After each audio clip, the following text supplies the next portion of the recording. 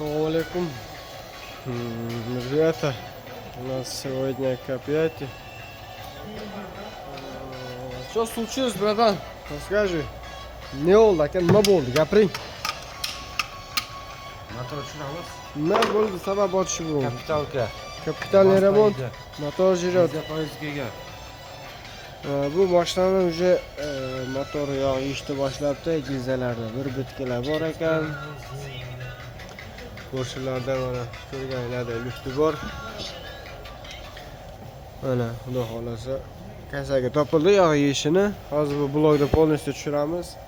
Gilzani shipovka qildiramiz. Qo'shin kattaroq qo'yiladi, rastoshka bo'ladi.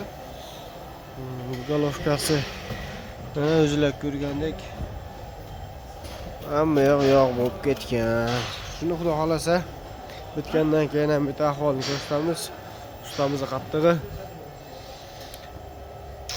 Qachon yuradi xudo xolasa? İnşallah bugün tutamiz, bir kunga qoladi. Xudo xolasa bugun tushsak, ertaga inshaalloh rastoshka tayyor bo'lsa, boshqa yurgizamiz inshaalloh.